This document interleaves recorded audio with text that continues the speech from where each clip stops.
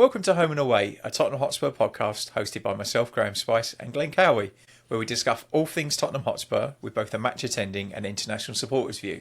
This episode, we're joined by Richard Stafford from Kiwi Spurs to talk about last weekend's Wolves match and to preview the Villa game this weekend. A lot to discuss. Let's get into it. Let me be the one that you turn to, someone you can rely on, closer each day, home and away.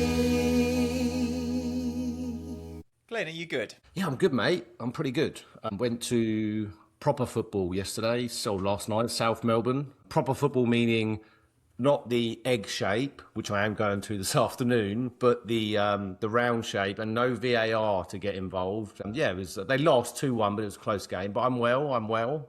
Hoping and got everything crossed for this weekend. But how are you, mate? Are you keeping well? Yes, very good. I think we matched you for two. Ended up being 27 here today. So there you go. We had a very nice day. It was. Well, you're safe in the knowledge, Graham, that will be our last nice weekend of the year. It's we might be ours as well. I'm not going to count my chickens. Yeah, it is England, so it might be yours as well. But no, glad to hear it, mate. And of course, we've got Richard, mate. Welcome back. Always good to have you on. Thank you, Glenn. Yeah, we've not made 27. I think per previous reference, we managed to get to 21 this week. But really nice wall-to-wall sunshine. Bit chilly in the morning, but lovely, lovely days. And I think we've got maybe another week of this, and then it'll all go to custard. Yeah, very, very similar indeed. So, Graham, did you watch live the Wolves game? A bit of a tough watch. I did see most of it. I missed a bit. I was dad taxiing Josh and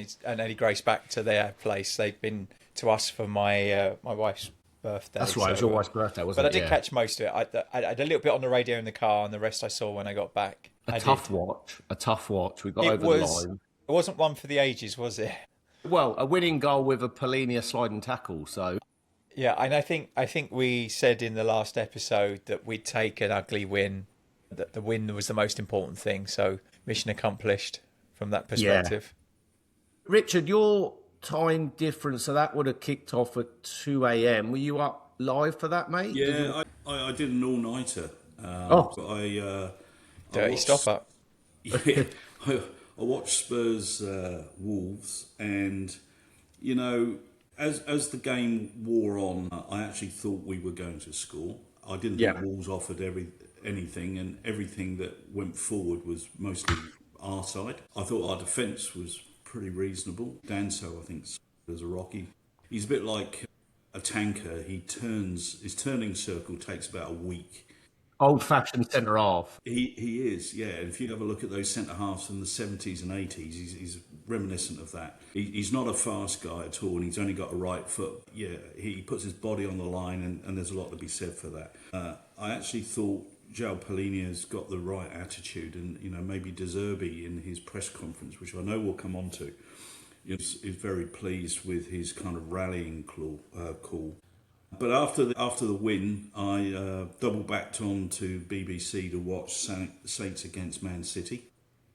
Oh yeah. Oh, and how good was Southampton? Well, coming from Southampton, I had my brother on a WhatsApp call on one of my other screens, and I thought Saints played excellently well. And if we go down to the Championship. Right, and this is something Ben said last week. When a big side goes down into the second division, he was referencing the Bundesliga 2 or whatever it's called for teams like Schalke and Hamburg.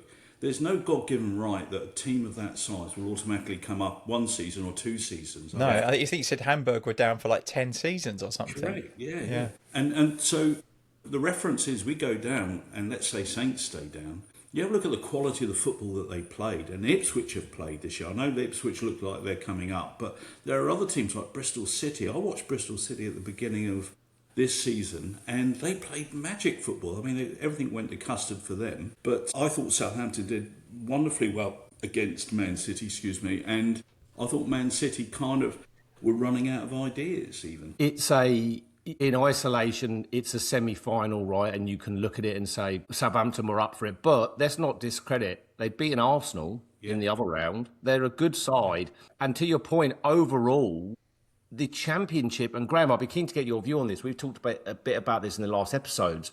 It's a really competitive league. You can be a Southampton who under Will Steele were having a torrid time, and then they just went on a bit of a tear. And we covered this. They were relegation positions. Yeah, weren't they? and if you can create a bit of form, you can punctuate.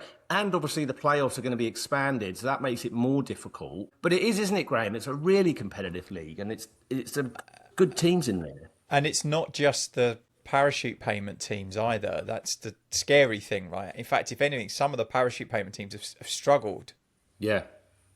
But then like Coventry have gone up at a canter almost, haven't they?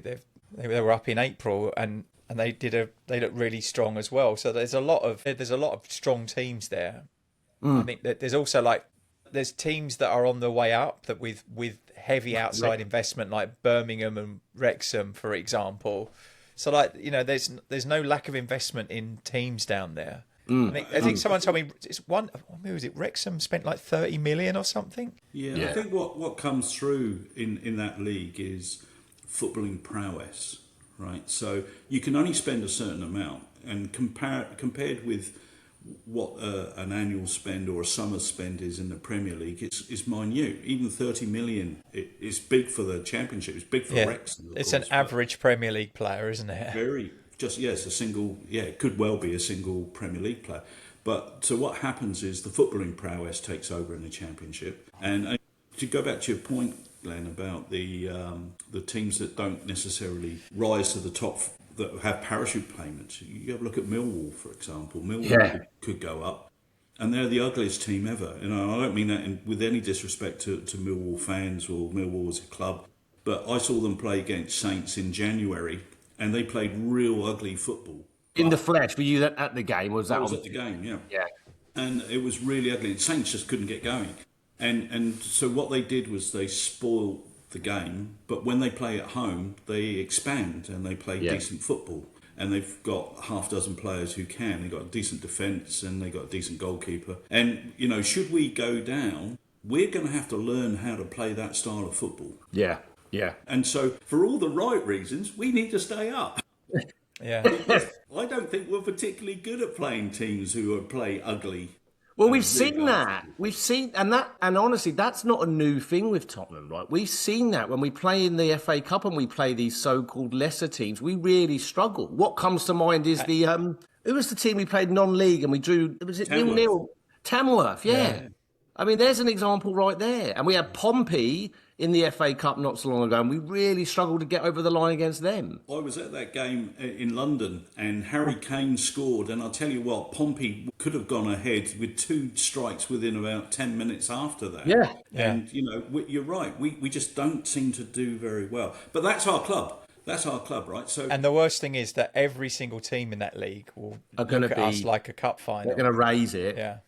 But good sides put to bed. I can remember us playing Port Vale or Notts County or Newport County in the League Cup a few years ago, and we were exactly the same. But a good side will put those teams to bed to the sword, right? Poorer teams won't know how to play that style of football. What we need as Tottenham is the confidence to win games and know that we can win games, whatever style of football we're up against, right? Yeah. And that would make me feel really heartened and warm inside that we actually knew how to do that. It's interesting as well, though, isn't it? Because even when we were at our best under Pochettino, we still struggled in the cup competitions against lower league teams. Yeah. So even when we were steamrolling Premier League teams and we had the best goal scored, the best defence in the Premier League, we still struggled to get out, lower league teams over the line in cup competitions. I'll tell you something else that's quite noticeable, and that is the time wasting from injuries by the opposition side. So there's been a lot made about goalkeepers going down in the 95th minute or something like that. But Crystal Palace, they broke up the game. They got bookings. They went down injured. Their substitutes took forever. The goalkeepers, went on a wild goose chase to find the ball. And everything was broken up. And our ability to fight back, I think we were down at the time, or we might have been just up or whatever. But our ability to actually manage the game the way we wanted to play was broken up completely by the opposition. Now, we've got to be clever. We've got to be cleverer than just sitting back and letting that happen. Yeah. I don't know how to do it, I'll be honest with you. I'm not a coach. But I think from a Spurs point of view, teams who manage to play the game, inverted commas, and the referees allow them to get away with that to our detriment, we've got to be better than just sitting back and letting it happen. It's actually a really good point. I've seen I'll share it with you guys at some point, but there was a 9-minute monologue, and I only got about 3 minutes into it, of every decision by referees that's gone against Spurs this season. Now, I'm not going to sit here and say we're down where we are because of that, but it hasn't helped because we've been shit when that's happened. And it's almost like, okay, that's happening, those have gone against us, but find a way. And I don't think we've done that enough. But I do think on Sunday, or Saturday, I guess as it was, against Wolves, we did find a way, ugly as. And of course, but then we found a way, we got the 3 points, but then we've got Xavi and Solanke, both probably season-ending injuries. Again, Graeme, Xavi with the medical team, best of my knowledge, being asked to hop or run or on a ACL. I mean, jumping up and down on the sideline, then running up and down the side, it was... and that's and not new behaviour. Came back on. Yeah. Oh, run it off. Yeah, imagine 10 star jumps and a magic sponge. Yeah. You'll be fine. On an individual level, I feel really sorry for Xavi Simons. I mean, young player, This starting is the World to Cup, find his of course, feet. yeah. World Cup. Ironically, without them both on the pitch, we scored. So read into that what you will. And maybe that's just football gods for us for a change. And then, I don't know, broadly, I thought the performance, we created a fair bit, but then we were our own worst enemies at time as well. With Porro, I thought was appalling. I just don't like that player. I think he gives the ball away way too much. But then Richard, a player that you have had to eat a little bit of humble pie, Kinsky, you could argue got us those 3 points. And you had concerns and very valid worries that he would never play again after the Madrid. Yeah, going back to the last time I was on, I said after the Atleti game, I didn't think Kinsky was going to play for us again. But it was wrong to throw him into a quarter-final, and he hadn't played all season, or mostly all season. It was unfair, but I didn't think he would play again. And I'm quite happy to take that back and say I think he should probably stay and go until the end of the season. Vicario has an error in him every game. He either shanks the ball or his kicking's appalling. His shot stopping is pretty good, his reactions are pretty good, but most goalkeepers are these days. Horrible to say, that's nothing special. And he's got an error which... it often compromises one of our other players. He plays a ball to someone who's facing the wrong way, or we've got someone running onto him. So I'm quite happy that Kinsky, who's got that kind of coolness about him, and his delivery is much better, and his passing is much better, should stay in goal to the end of the season. So I'll eat the humble pie. I'm more than happy. Vicario's not available for the game on Sunday anyway, so that helps. It's not a decision that has to be made. But I agree. I don't think... And also, given the news in the press that it sounds like he has a deal agreed to go to Inter in the close season, I think we give Kinsky the games, because if he could end up... If we go down, he'll probably be our number one keeper, because I don't think we'll go out and buy someone else if that's the case. We'll probably have him with Austin as a backup. You made a good point offline as well, Richard, around Vicario's errors. It spreads like COVID-19 did in 2020, right, throughout the back four, the rest of the team. Once he makes an error, they're looking over their shoulder. And Porro, I think I've seen it play out with Porro, and then he just missed passes and it's gone out of play. It's a knock-on effect. If you've got a keeper behind the back four who is commanding, who is not making errors, it's less likely that the others are going to make errors in terms of... Yeah, we're in a position where during the game and where we are in the season with the results we need confidence, we need fight, we need positivity, we need to go front foot football, right? We can't afford to play this kind of sideways and backwards stuff, because that invites teams onto us and invites us to make mistakes, right? Because we're actually giving possession to people who aren't naturally gifted with a ball, right? And so when Vicario does something silly, it seems the knock-on effect firstly hits our back four. Say Porro often overhits a ball. He'll try and pass something down the wing and it'll go out of play, or go out of play in the goal at the other end. Someone will try the Romero 60-yard diagonal ball and it'll go to to a midfielder's feet, in the centre circle or something like that. So I don't like his distribution. He's been poor ever since he joined the club.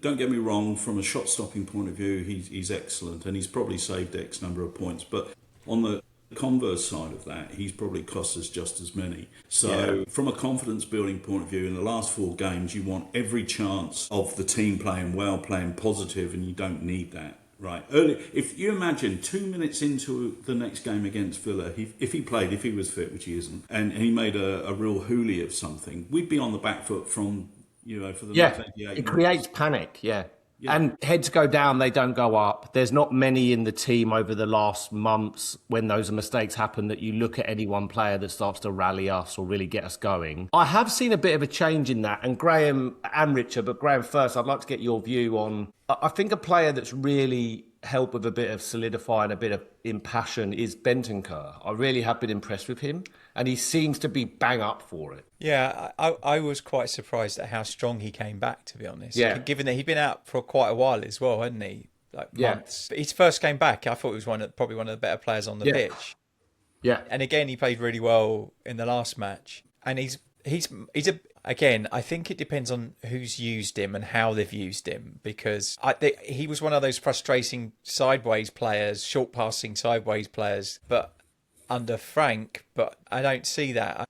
I always felt that before he had much better range of passing and he looked a lot stronger. So, and we're seeing that again. I think it's kind of reminiscent of the season when we signed him, when I thought he was a really good box to box player.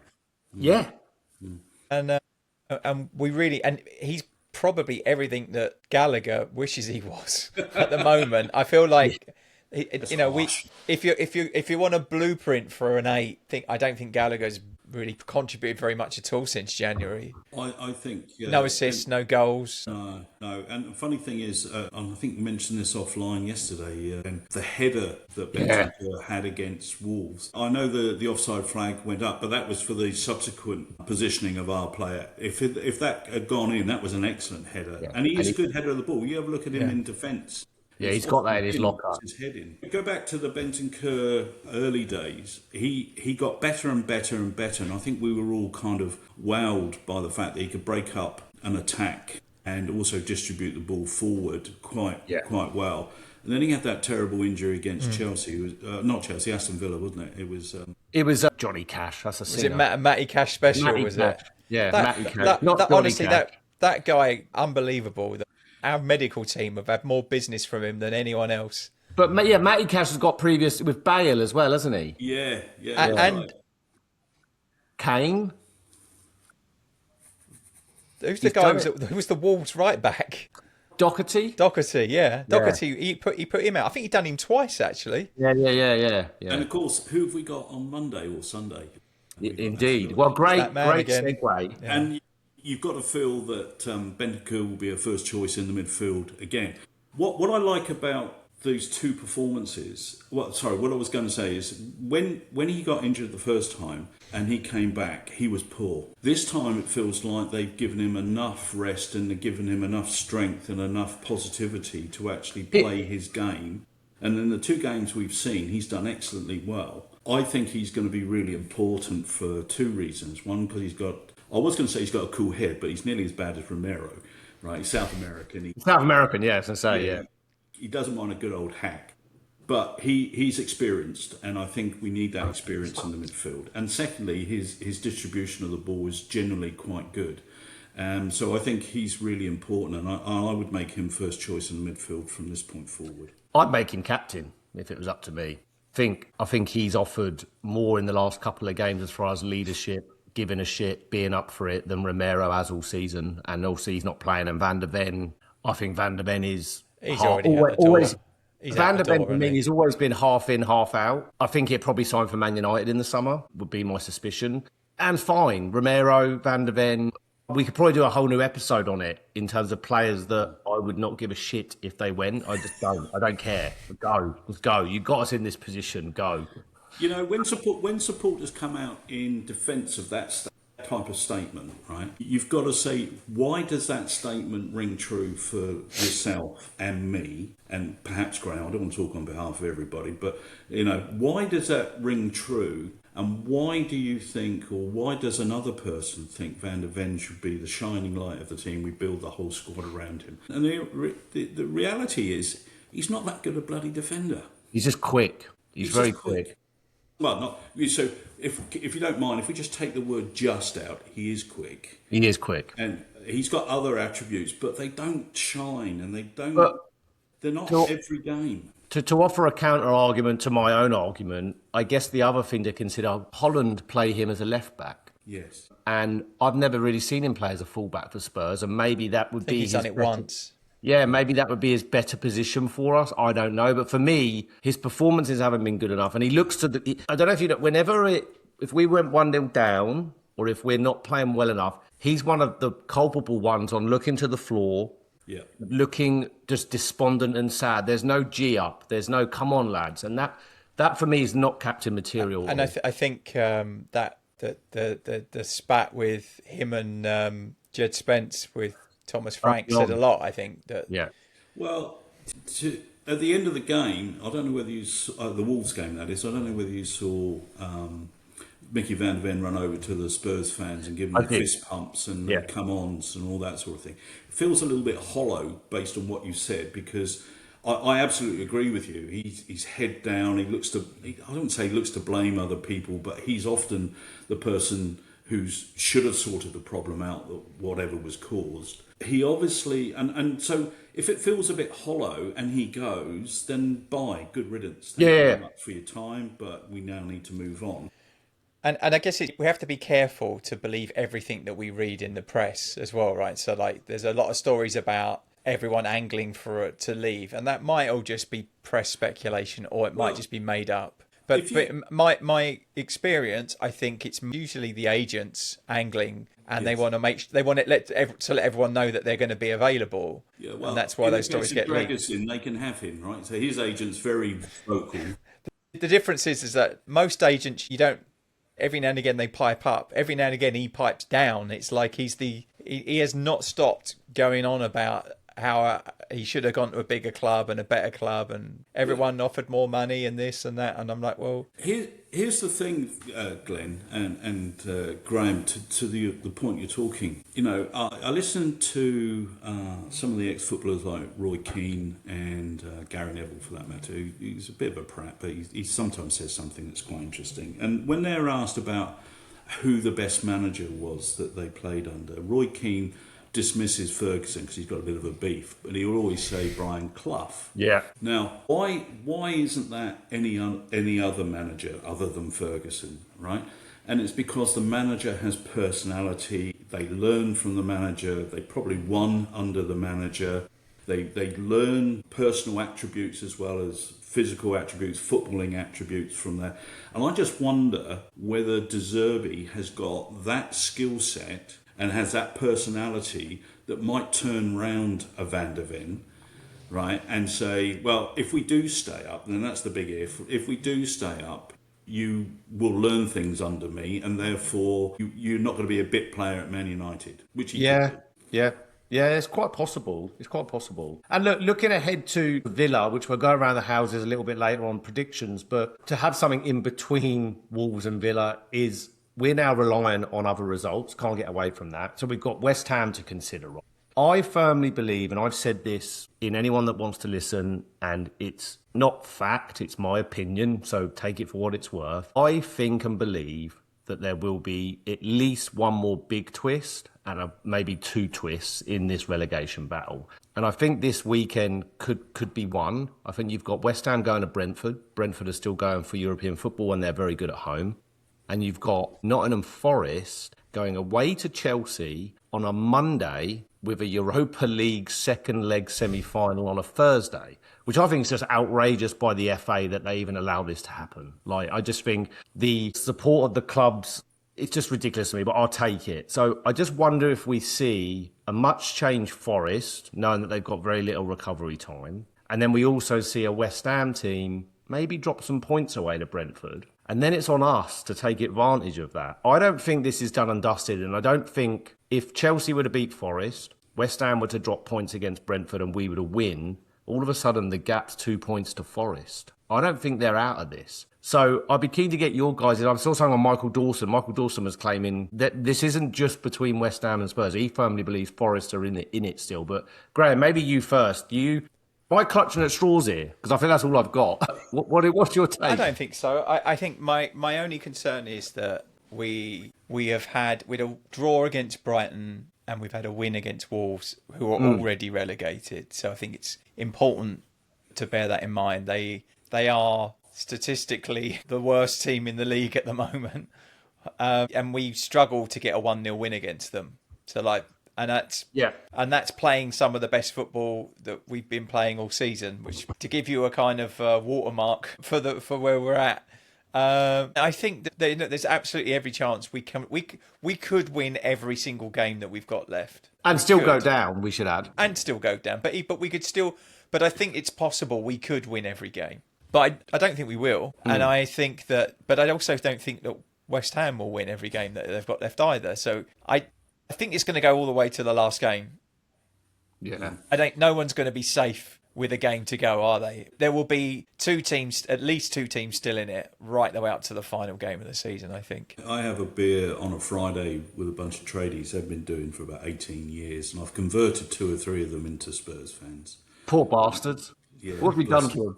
They were trying to enjoy their after-work drink, Richard, and now you've done that to them. They make me buy the first round. As they should.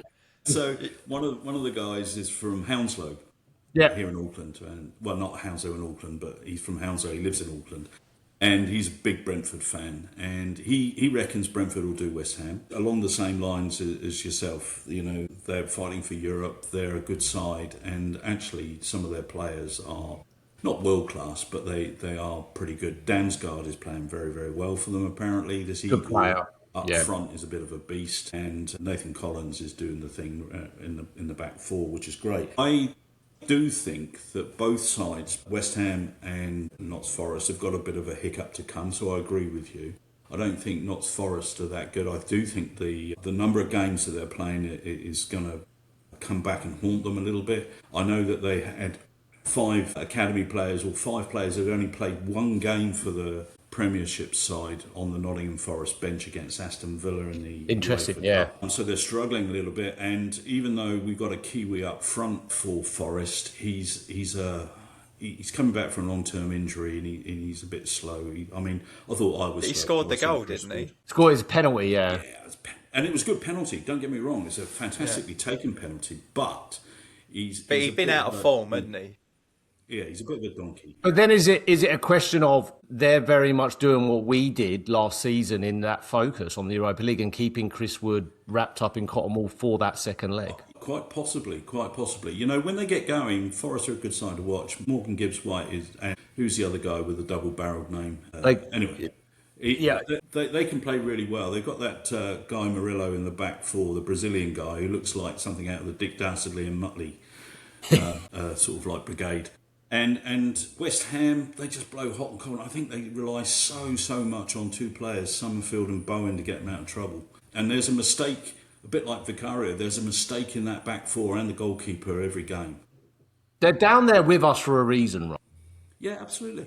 Yeah. But equally, their form this calendar year is significantly better than ours. So that they have... How ironic would it be that Nuno puts us down? Yeah. Well... And then there's also the other twist of irony to consider here. That's this weekend's set of fixtures. And then we'll get into, obviously, on another episode, but I'll cover it very briefly now. They still have to play Arsenal. Now, I actually think Arsenal win every game. Whether they win the league remains to be seen. City seem to have the nous to do so. But the point is, I think Arsenal will win every game. Your Arsenal mate, Richard, made a quip to you that they're going to do the treble in winning the Champions League, the league, and Tottenham getting relegated, so that doesn't happen. But the irony being, they could be the team that keeps us up. because they have to beat West Ham, and that's a really good outcome for us. You would think they have to beat West Ham, unless there's a complete drop from City and Arsenal win the league by them, which I don't think can happen. Or they could go to West Ham needing the 3 points to win the league. You know, it could look like that. So there's a lot riding on that fixture. So I think the next 2 rounds of fixtures are pivotal, but then it all comes back to us, doesn't it? We've had these scenarios with Tottenham Hotspur for years. Oh, they just need to do this to do this, or they just need to do this to do this, and we never fucking seem to do it. No, we've had so many chances to either rise into the top 4, or even a few seasons ago to be top of the league at a convenient time of the year, like Easter, and we don't take those opportunities. Right? We seem to be the team that does the complete opposite to what we need to do. Yeah. And it's not funny. I think from the West Ham point of view, Nuno has had the ability to raise the tempo. When they play fast football, West Ham look quite good. But a bit like us, when they go backwards, when they've got a defensive glass, right? So they crack, and when they crack, the whole team plays poorly. So you're right, Graeme. They're down there for a reason, and let's hope that reason is, stays for the next 4 games. Yeah, and again, I view it as a mild positive, not for the fans that have got to travel to Birmingham at 7 o'clock kickoff on a Sunday night, which is just a weird kickoff time. But from our perspective, I put it as a positive that we do play once West Ham have done their game, and then we know what we got to do, right? And then it's over to us. And then we find out if West Ham do lose and a win takes us a point out of the relegation, point clearer, then that could be the turning point for us. But it's on us to do that. We've got to go and win. Graeme, will you be watching the game, mate? It's a bit of a tricky kickoff for you. Should be, yes. It's like 7 o'clock on a Sunday evening is not a good kickoff time for. I don't agree with. 6 a.m. for Richard, 4 a.m. for me. These expanded sort of kickoff times, and I know, as I said, I think it's better for you than it is for me in this particular instance. But I'll probably be back for it, but I might miss the beginning. But again, I'll watch most of it, if not all of it.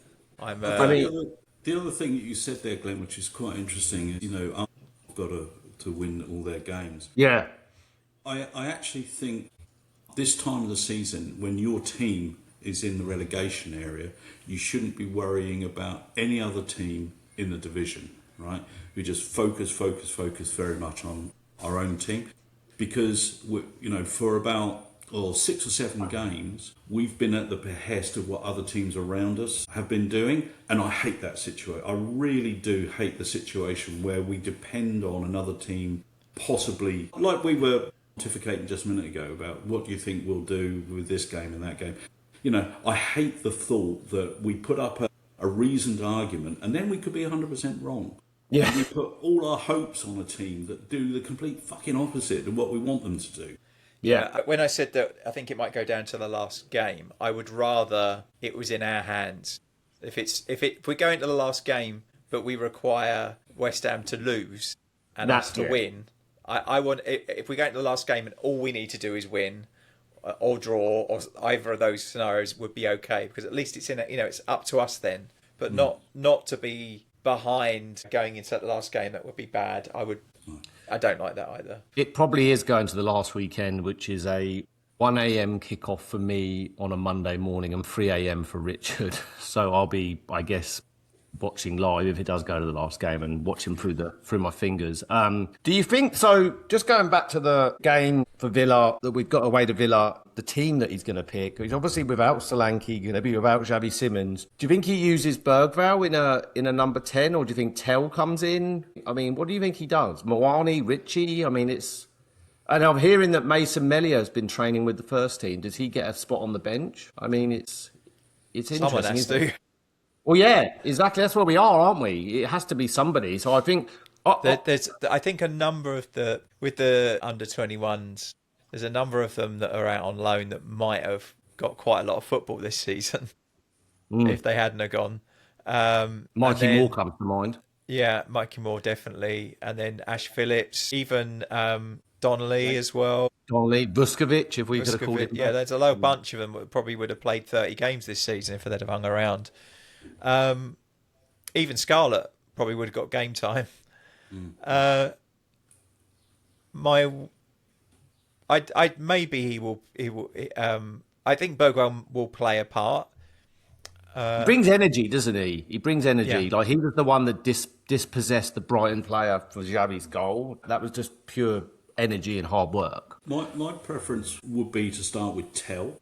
Yeah, he's been good when he's come on. Because, yeah, absolutely. And he has that fighting spirit about him, the kind of raising of the hands to the crowd. I think he brings that energy, and I think if, as a team, Spurs play with energy to start with, we were able to maintain that for like 60 minutes before a different style of football kicks in, and obviously the substitutions. So I would start with Tel. When he first came, there was an awful lot of, when he was on loan, there was an awful lot of spiel about whether his best position was wide left or playing down the middle.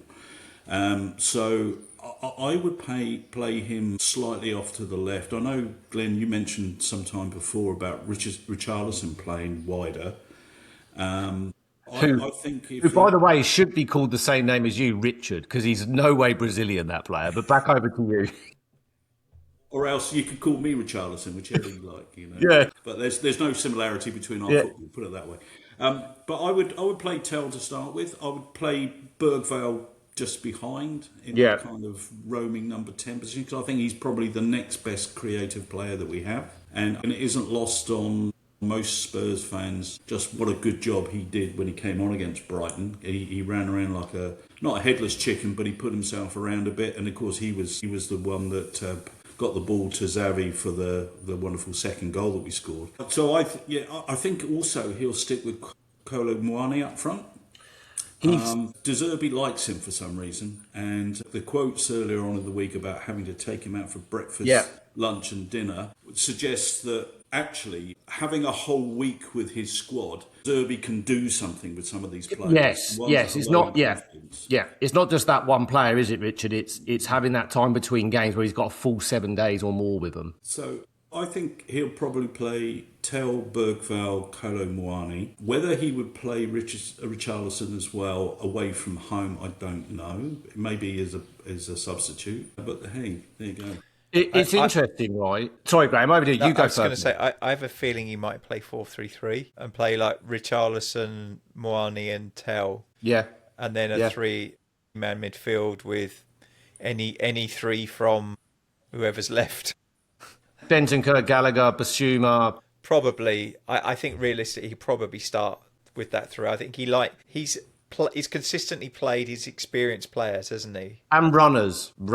Like Gallagher, if but he also, gives you nothing else, for whatever you think of Basuma, he's quite hard to get the ball off of. He's quite press resistant. So for keeping the ball is going to be really important.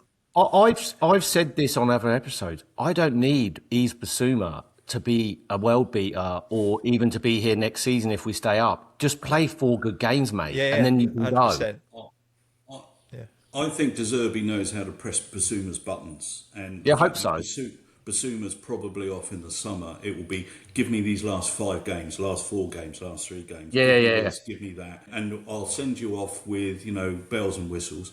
Yeah. But the other thing that the other person we haven't mentioned yet is why has there been a demise in the demand to play Gray? Yeah. It's interesting, isn't it? I don't think that player's done anything wrong. I think he's got the head of a 28-year-old on his shoulders in how he plays. He's played a lot of football across the 2 seasons by virtue of having to. Does it lead into De Zerbi just wants a experienced midfield? Does he have concerns about that? I don't know, but I do feel. Yeah, it's funny because earlier in the week when De Zerbi said we need fight, one of the things that came to mind was, well, maybe the fight is not quite the same for the experienced players as it is for the youngsters, and that the youngsters, if they picked to play in the first starting 11, if they do their job and they do their job well, then they're showing fight by default, right? And I think Gray has got that in him. I think Bergvall's got it in. Yeah. And I think Tel's got it. So I think from the youngsters' point of view, he shouldn't be afraid to play them. Well, and Gray is one of the few players across the whole squad that will want the ball in really difficult areas, and he'll show for the ball in difficult areas. And he's a kid, right? He's one of the few that will come to the edge of our box and say, give me the ball, give me the ball. It's a weird one. It's a bit of a head scratcher because it tells me, like I said, I think De Zerbi at the moment is looking experienced and wanting runners in the team. But you get Gray on the football and he really can do special things. I mean, I was banging the drum a short few months ago, even though we couldn't buy a bloody win. I thought he was an outside bet for the World Cup squad with England in terms of how he was playing. I think also he's probably looking at the opposition as well. You know, Yeah. Bring us back to who we're playing. Villa are pretty good. I mean, you have a look at the size of Onana. You have a look at the size of, well, not McGinn. McGinn's not that big, but they're big. They're good side. They play good football.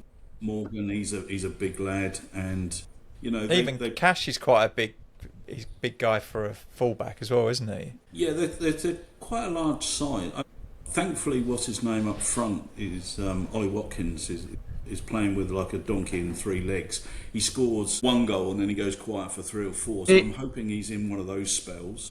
He was awful apparently on Thursday. Yeah, it's interesting. It's not that he watches or listens because he's a Villa fan, but shout out to my good friend, another Graeme. He's a Villa fan, and I was messaging with him knowing that we've got them this weekend. They just played the semi-final. His view was quite alternative. He said, I think Emre will go full strength, and we've been shit of late, so you'll probably beat us anyway, was his view. He doesn't think that Emre's going to rest a load. He said it's still not mathematically done for us to be Champions League. So it'll be interesting to see what team Emre picks with the second leg in mind or not. Maybe he just picks full strength and we've got to deal I was with it. looking at a prediction for the team, and they think there's a chance that Tammy Abraham might start up front because he's been poor. But apart from that, it's a pretty strong team. Sancho on the left.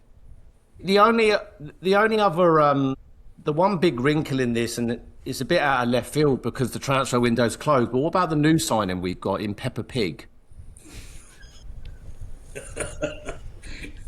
I mean, big news. To bring home the bacon.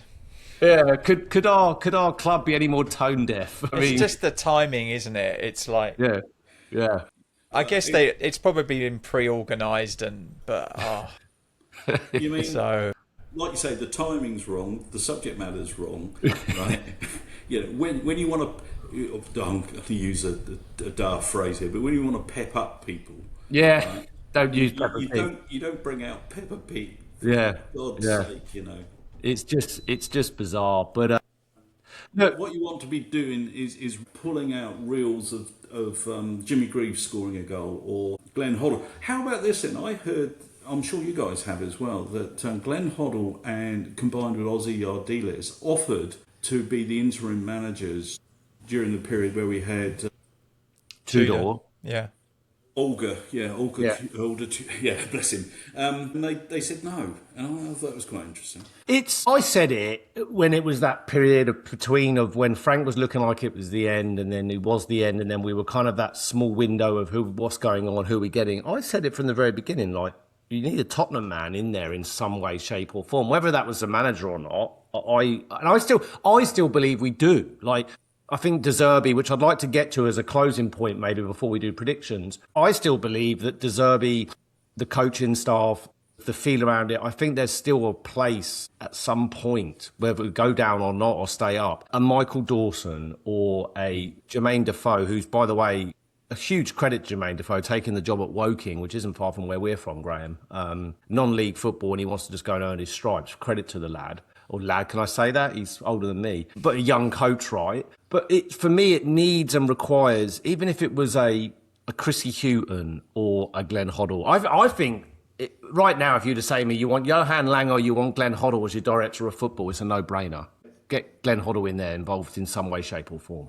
So yeah, it's a head scratcher. Lange or a coat hanger wouldn't be a difficult discussion even. Yeah, but go ahead, Richard. Sorry, I was going to go back to something that Ben McFadden said last week, right? And he was comparing this guy Kill, that apparently we're talking to about the director of football role, pairing up with Johan Lange, and the fact that the culture of a German with a Danish person, right, should work because they're both kind of Germanic races. And I'm thinking, no, you want the complete bloody opposite. Yeah. Sorry to jump around a little bit, but going back to Southampton, they got this Tonder Eckhart who's German, and he's come out of complete nowhere. He was coaching the under-21s, and suddenly he's taken over, and he seems to be wonderful. And I know that Ben made a really good point about Daniel Farke having a complete top-to-bottom German coaching side when he was at Norwich. Yeah.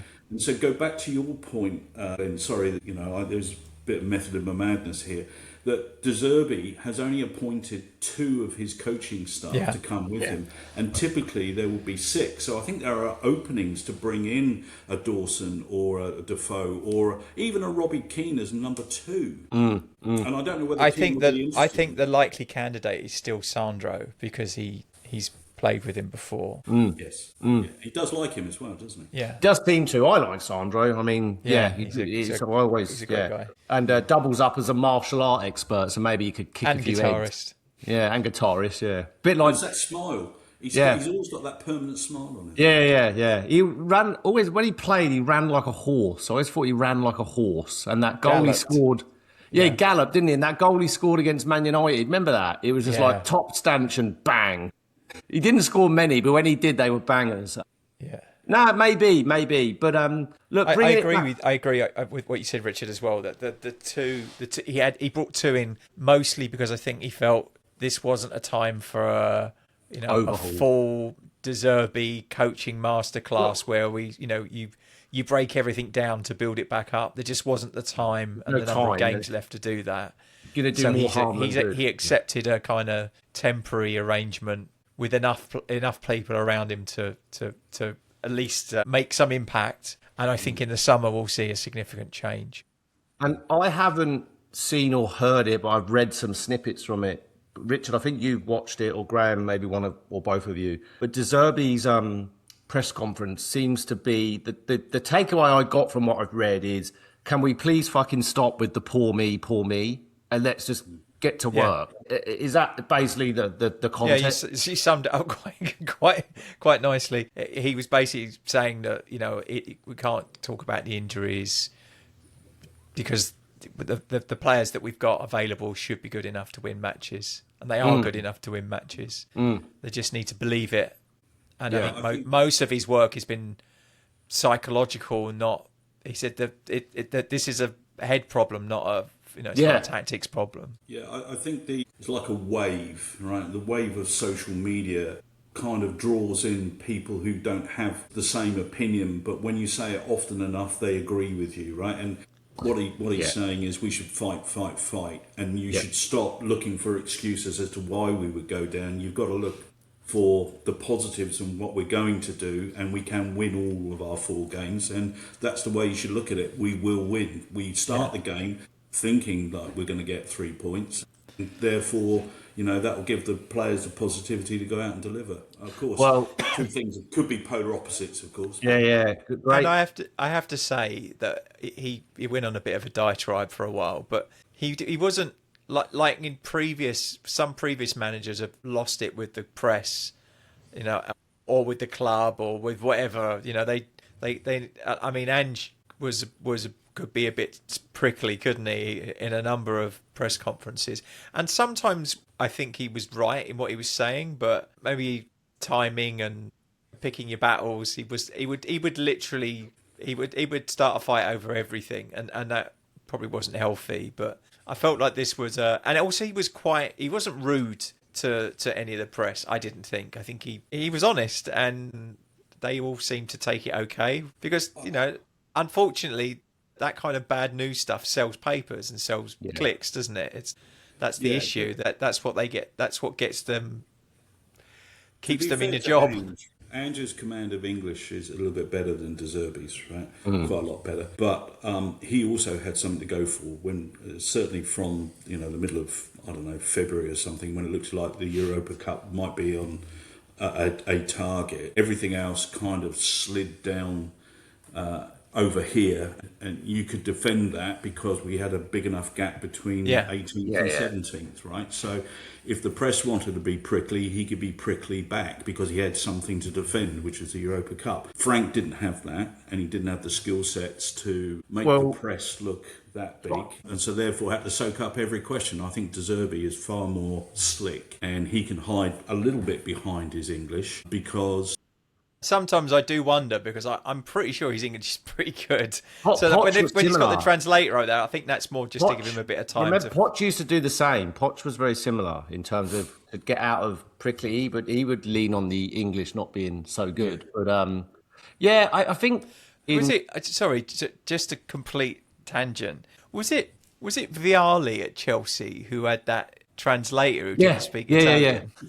Right, yeah, he was there for about 3 weeks or something before someone twigged. Apparently, he didn't know he couldn't speak Italian. Yeah.